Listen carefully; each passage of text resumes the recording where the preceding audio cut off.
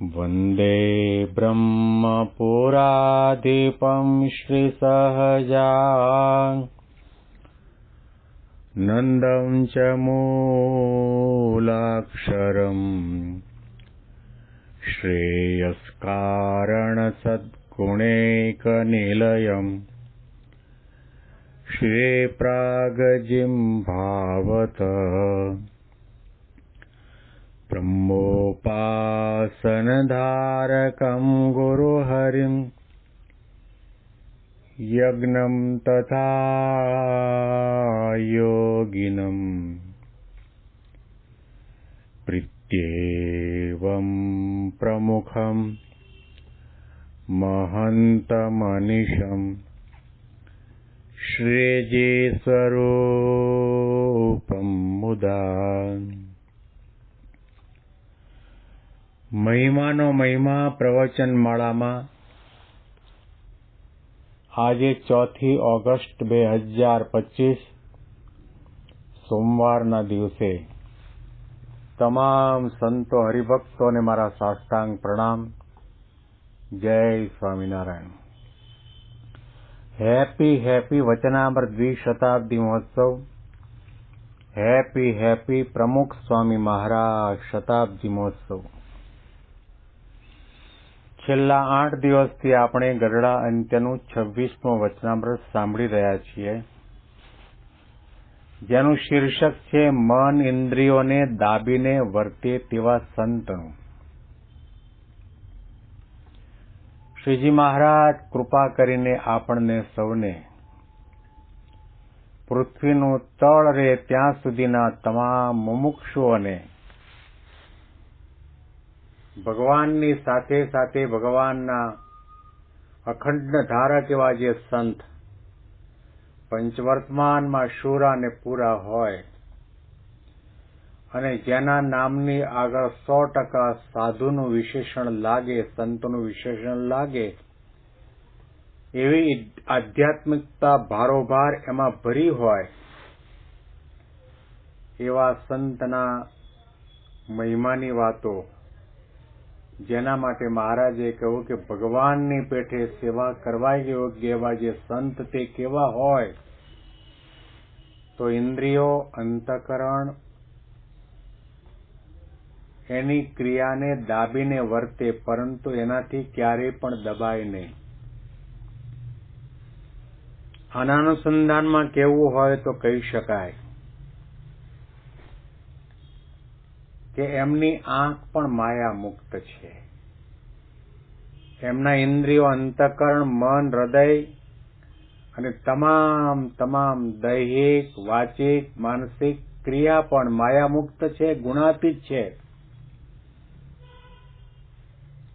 24 કલાકના સમયમાં એક ક્ષણની ક્રિયા પણ એવી નથી કે જેની અંદર ભગવાનનો સંબંધ ન હોય.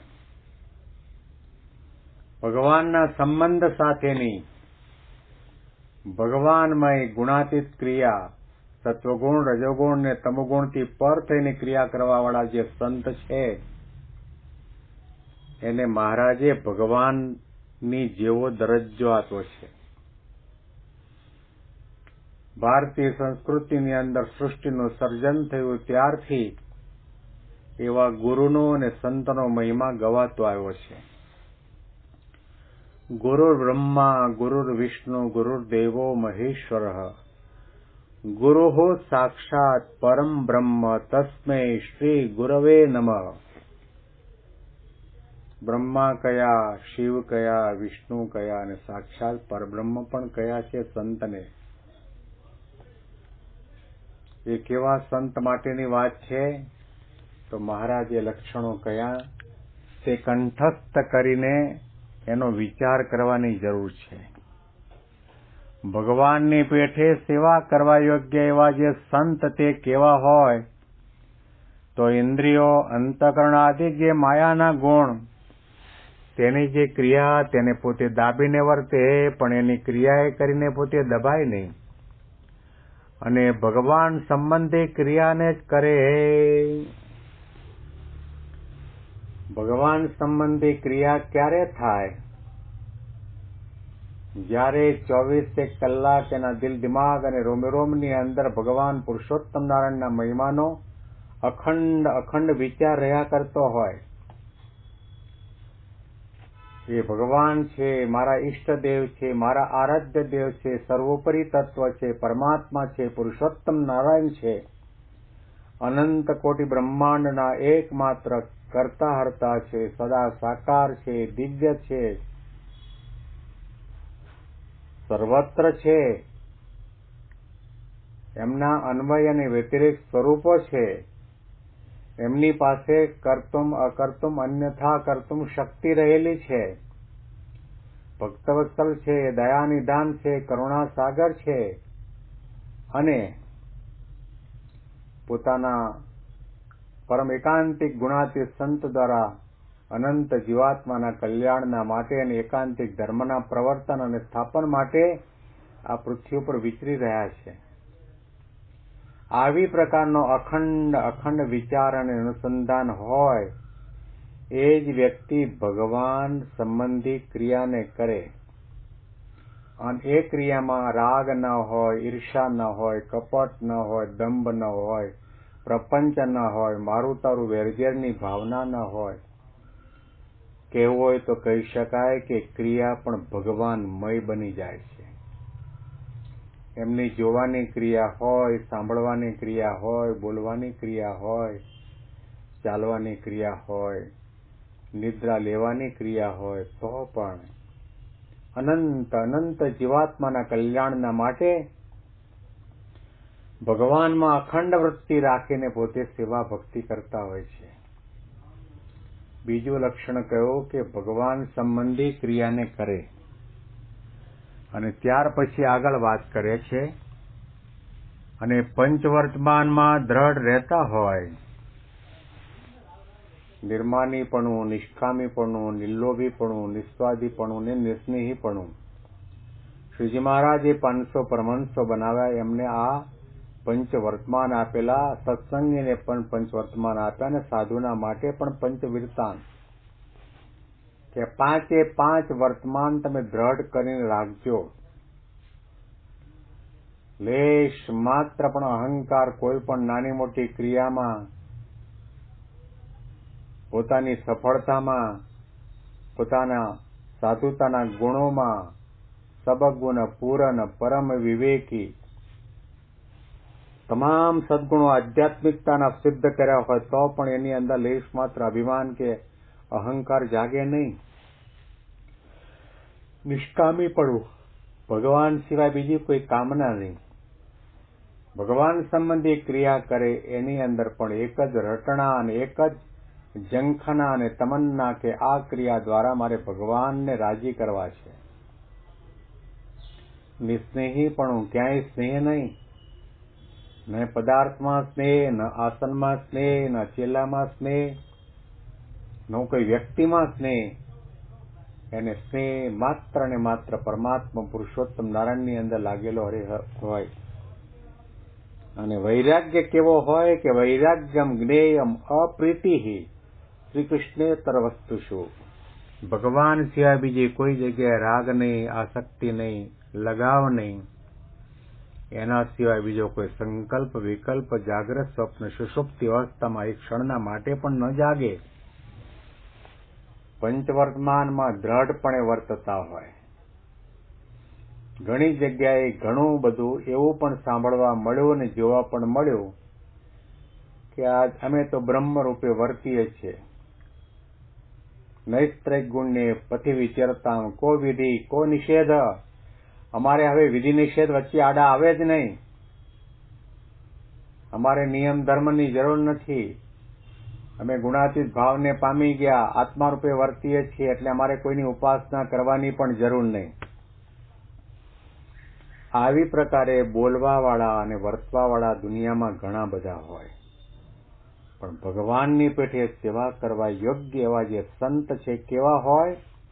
ભગવાન સંબંધી ક્રિયા કરે અને ભગવાને આપેલા જે પંચવર્તમાન છે એનું કોઈ દિવસ ક્યારેય પણ ગમે તેવા દેશકાળ આવે તો પણ ઉલ્લંઘન ન કરે. એમાં કડેધડ રહે, રતિવા સરસ થાય, અપમાન થાય, તિરસ્કાર થાય, હળધૂત થાય, ખાવાનું ન મળે, દેહમાં ગમે તેવો રોગ થઈ આવે,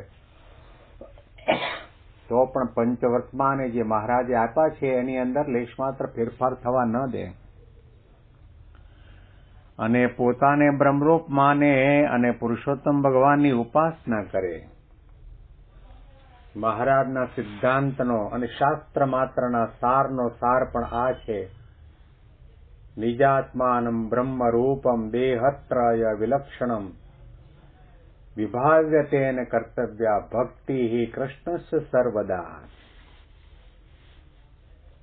વિભાવ્યોપાસનમ કાર્યમ ભગવતઃ પરબ્રહ્મણ.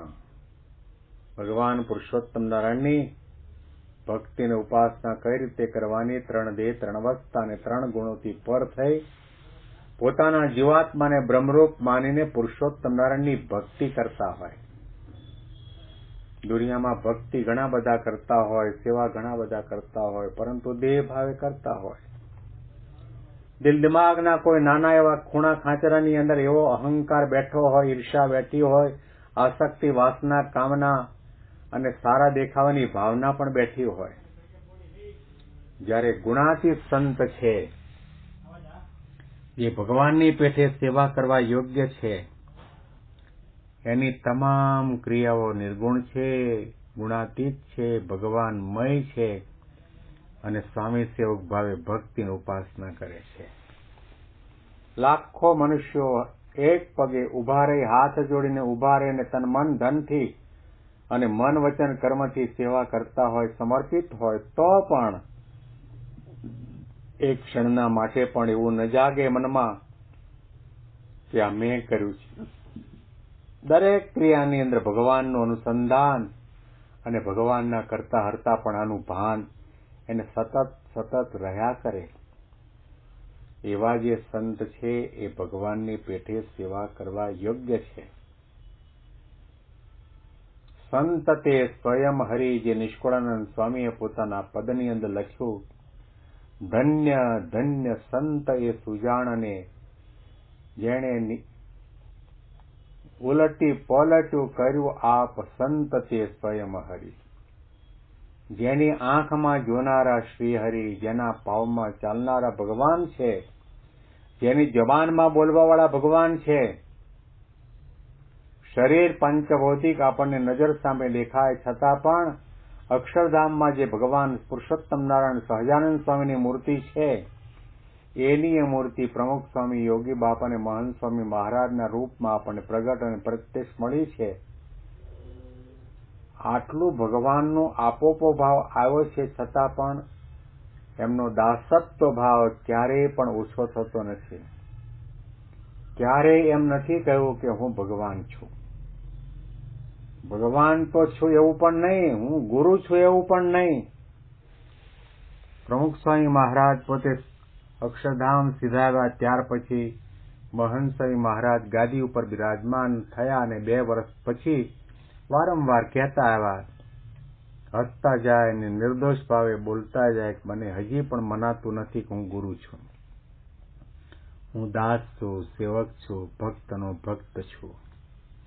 આવા જે સંત હોય, આવી જે આધ્યાત્મિકતા હોય, આવી નમ્રતા હોય, અહમશૂન્યતા હોય, ધર્મ નિયમમાં શુરાપુરા હોય, એવા સંત છે. ભગવાનની પેઠે સેવા કરવા યોગ્ય હોય.